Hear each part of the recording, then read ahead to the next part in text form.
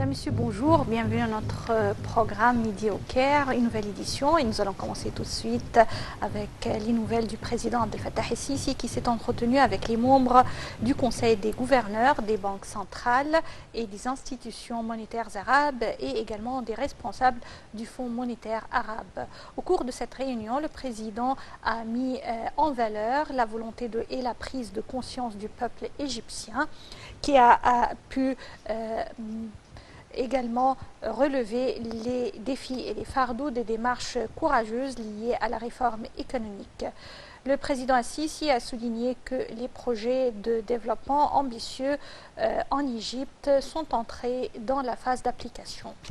Le chef de l'État a affirmé avoir tenu à rencontrer les représentants des banques centrales et des institutions monétaires arabes dans le cadre des efforts visant à renforcer les secteurs bancaires des pays arabes et afin de développer leurs activités bancaires. Le président a également loué le rôle clé du Conseil des gouverneurs et du Fonds monétaire arabe dans le cadre des efforts visant à renforcer les secteurs bancaires des pays arabes et à développer leurs activités bancaires.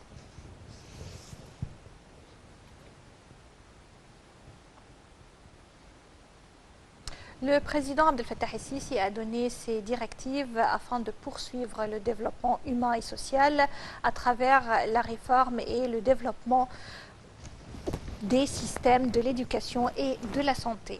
Les directives du président al-Sisi interviennent au cours d'une réunion avec le Premier ministre Dr Mostafa Madbouli et le gouverneur de la Banque centrale Tariq Amer et également le ministre des Finances et son député pour les politiques financières. La réunion a porté sur les indices de la performance économique et financière de l'année courante 2019-2020. Le président Al-Sisi a mis l'accent sur la nécessité de déployer les efforts afin de diminuer le déficit budgétaire et pour fournir un environnement stable qui renforce la confiance à la capacité de l'économie égyptienne pour attirer les investissements. Le chef de l'État a en outre mis l'accent sur la nécessité d'améliorer la qualité des services publics afin de profiter des revenus du développement, notamment pour les citoyens les plus démunis.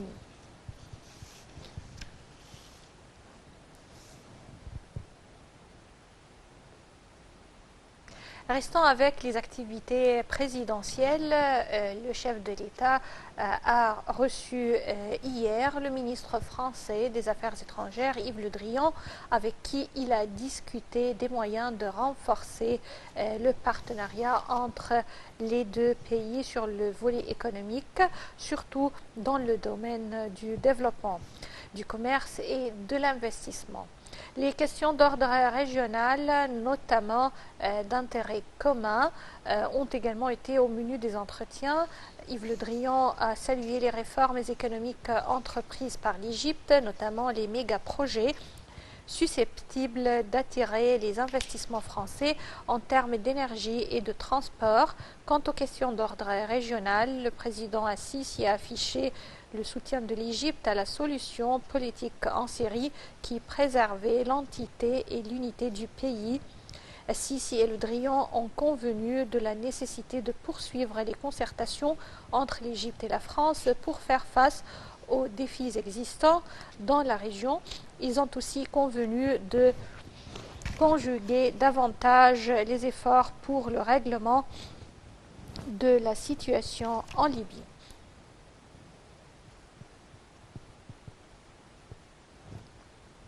Et le ministre français des Affaires étrangères, Jean-Yves Le Drian, a également tenu une séance de pourparlers avec le ministre des Affaires étrangères, Sameh Choukri, au palais de Tahrir au Caire. Au cours de la rencontre, les deux hommes ont discuté des relations bilatérales et des différents dossiers d'intérêt commun. Et pour plus de détails, voici un commentaire signé Sarah Al-Maghreb. Le ministre des Affaires étrangères Sameh Choukri et son homologue français Jean-Yves Le Drian ont discuté hier lors d'une séance de pourparlers des relations bilatérales et les moyens de les renforcer dans tous les domaines. Ils ont également examiné la coordination conjointe à l'égard des questions régionales et internationales d'intérêt commun. De son côté, le ministre français des Affaires étrangères a affirmé l'attachement de Paris à une coordination continue avec l'Égypte dans divers dossiers de la région. En ce qui concerne l'attaque ayant visé samedi des installations pétrolières d'Arabie saoudite, Jean-Yves Le Drian a affirmé que Paris ne disposait pas de preuves et a appelé à la désescalade à l'occasion d'une visite au Caire. Monsieur Le Drian, qui effectuait hier une visite d'une journée en Égypte, s'est ensuite exprimé lors d'une conférence de presse aux côtés de son homologue Sameh Choukri. Nous avons rappelé nos volontés communes d'une désescalade. Nous pensons qu'il faut impérativement mettre tous nos efforts ensemble pour aboutir à cette désescalade. Le ministre français a qualifié la situation de moment de grande tension régionale, ajoutant que la France avait condamné les attaques contre l'Arabie saoudite. Il a aussi salué un processus d'enquête initié par l'Arabie saoudite pour établir la vérité sur l'origine des attaques qui ont entraîné une chute de moitié de la production saoudienne à hauteur de 5,7 millions de barils par jour, soit environ 6% de l'approvisionnement mondial de pétrole. Interrogé sur la possible responsabilité de l'Iran dans les attaques, le ministre a répondu « Jusqu'à maintenant, la France ne dispose pas de preuves permettant de dire « ces drones sont venus de tel ou de tel endroit ». Quant au M. Choukri, il a assuré que l'Égypte soutenait complètement l'Arabie saoudite et que les identités de ceux responsables de ces attaques illégales doivent être révélées. En ce qui concerne le dossier du barrage de la Renaissance, le chef de la diplomatie Sameh Choukri a déclaré que les discussions sur ce sujet sont purement scientifiques et loin d'être politiques. La visite de Jean-Yves Le Drian en Égypte est la 7e depuis qu'il a occupé son poste. Il a effectué un total de 17 visites ministérielles en Égypte, d'abord comme ministre de la Défense, puis comme chef de la diplomatie française. Et afin d'analyser l'importance d'une telle visite, nous avons contacté par téléphone Dr Cherif Amir, professeur des relations internationales. Bonjour. Bonjour madame. Alors, le président Abdel Fattah el-Sisi a reçu hier le ministre français des Affaires étrangères, Yves Le Drian. Également, M. Le Drian a eu des discussions avec son homologue, M. Sameh Choukri, le ministre des Affaires étrangères. Plusieurs dossiers et plusieurs questions étaient sur l'agenda de ces pourparlers. Ma première question pour vous, Dr Amir, c'est l'importance des pourparlers et des négociations et des discussions entre l'Égypte et la France actuellement, sur tous les niveaux, puisqu'on connaît actuellement une phase de relation étroite entre les deux pays. Bah, écoutez, Monsieur Le Drian, depuis le mandat du ancien président Hollande, quand il était ministre de la Défense, il avait une excellente relation avec d'abord le président Abdel Fattah el-Sisi, bien sûr, et avec tous les responsables en Égypte. Donc, il est toujours le bienvenu comme personnalité au Caire, vu son appréciation au caractère de leadership du président el-Sisi dans les questions régionales. Ça, c'est le premier point. Le deuxième, c'est que, bien évidemment, il y a les points de convergence entre l'Égypte et la France sur la question libyenne. Et on voit clairement que les choses là-bas sont très claires parce que on combat le terrorisme ensemble. L'Égypte a fait plusieurs entraînements militaires avec la France. Sur les côtes de Méditerranée, que ce soit pour le combat de l'immigration clandestine qui provient de la Libye, ou les questions des agressions turques sur les réseaux pétroliers ou les réseaux de gazeuses de l'Est Méditerranée. Donc, la coordination, elle existe et elle va continuer pour longtemps. Et Monsieur Yves Le Drian, Monsieur le ministre, il est actuellement le président, il est actuellement le ministre des Affaires étrangères, et la France essaye maintenant d'avoir des liens encore plus étroits avec l'Égypte avant, parce que tout simplement l'Égypte est le seul pays maintenant dans la région qui a encore des bases solides et qui a encore la possibilité de faire face aux défis, que ce soit des défis sécuritaires ou économiques. Oui. Docteur Cherif Amir, professeur des relations internationales, je vous remercie infiniment pour ces éclaircissements. Et on continue avec nos nouvelles pour aujourd'hui. Le Premier ministre, Dr Mostafa Madbouli, a déclaré que le gouvernement vise à une croissance économique actuellement de 8% d'ici 2022 et œuvre également à renforcer le rôle de l'investissement privé dans la relance de la croissance tout en poursuivant les efforts destinés à l'amélioration d'un climat des affaires. Et c'est à travers faciliter beaucoup plus les procédures de création d'entreprises avec la numérisation et également avec la diminution des frais de création de nouvelles zones d'investissement. Plus de détails concernant ces procédures à travers ce commentaire signé Sarah Al-Maghrabi. Le gouvernement vise une croissance économique de 8% d'ici 2022 et œuvre également à renforcer le rôle de l'investissement privé dans la relance de l'économie, tout en poursuivant les efforts destinés à l'amélioration du climat des affaires, et ce à travers la facilitation des procédures de création d'entreprises avec la numérisation et la diminution des frais de création de nouvelles zones d'investissement. C'est ce qu'a déclaré le Premier ministre Mostafa Madbouli à l'inauguration de la 43e session du Conseil des gouverneurs des banques et des institutions monétaires arabes, avec la participation de plus de 200 banquiers arabes et de responsables du Fonds monétaire arabe. Le gouverneur de la Banque centrale égyptienne Tarek Amir et son homologue jordanien, également président actuel du Conseil des gouverneurs des banques centrales arabes, ont prononcé des allocutions. La session a porté sur l'examen des derniers développements monétaires et économiques sur les plans régional et international et leurs répercussions sur les pays arabes, ainsi que sur la gouvernance des banques centrales et les devises numériques dans les banques centrales. Le chef du gouvernement a transmis à l'assistance des salutations du président Sisi, ainsi que ses encouragements et louanges quant aux efforts que les banquiers et les hommes d'affaires déploient afin de cristalliser les aspirations et les ambitions des peuples arabes.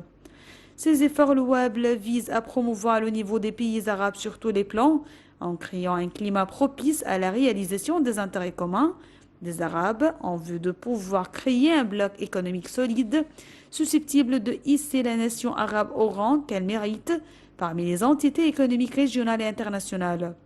Le gouvernement égyptien ne ménage aucun effort pour stimuler l'entrepreneuriat, en assurant 4 piliers fondamentaux, à savoir le financement, la formation des entrepreneurs, la création de centres-services pour l'entrepreneuriat et la réforme législative. Ceci reflète une image positive de l'attractivité du climat d'investissement en Égypte.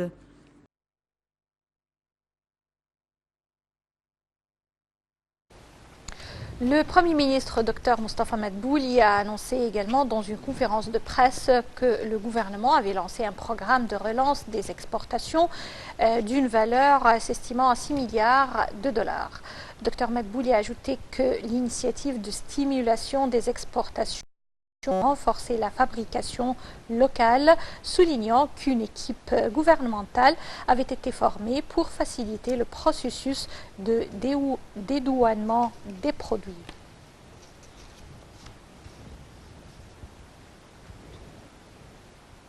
Le ministre de l'Intérieur, le général Mahmoud Tawfiq, a déclaré que le ministère de l'Intérieur aspire à fournir tout le soutien et également l'assistance nécessaire aux forces de police et de sécurité sur le continent africain. Le ministre a fait ces déclarations lors d'une réunion avec son homologue zambien, Stephen Kambiongo, qui effectue une visite officielle en Égypte à la tête d'une délégation de ses collaborateurs pour participer au 5e forum panafricain sur l'émigration tenu au Caire. M. Tawfiq a précisé les liens solides qu'il apprécie et qui unissent les deux pays en soulignant l'importance considérable que l'Égypte attache à la coopération avec tous les États africains à la lumière de sa présidence actuelle de l'Union africaine.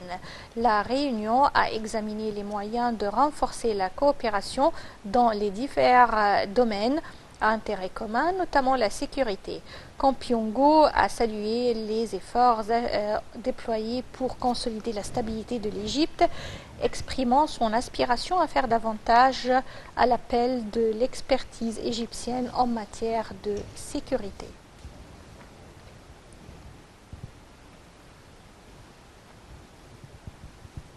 Le ministère de la Planification a déclaré que les réformes et les mesures sérieuses prises par le gouvernement au cours des dernières années ont contribué à la réalisation de progrès tangibles dans la réalisation des objets du développement durable.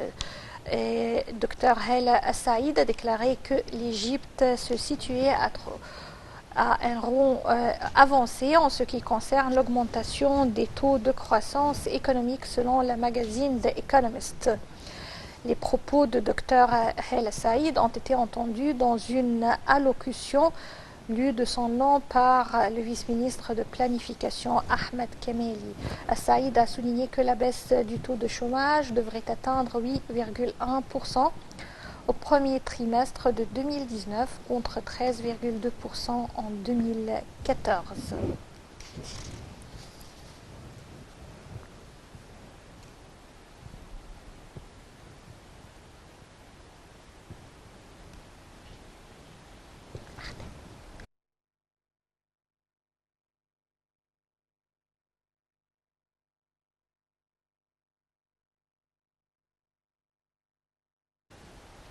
Les États-Unis ont loué un don supplémentaire de 16 500 000 dollars pour soutenir les priorités communes des États-Unis et de l'Égypte dans le domaine de l'éducation élémentaire et de l'agro-industrie. Cet engagement s'inscrit dans le cadre de 2 accords d'aide signés par l'Égypte et les États-Unis par l'intermédiaire de l'Agence des États-Unis pour le développement international.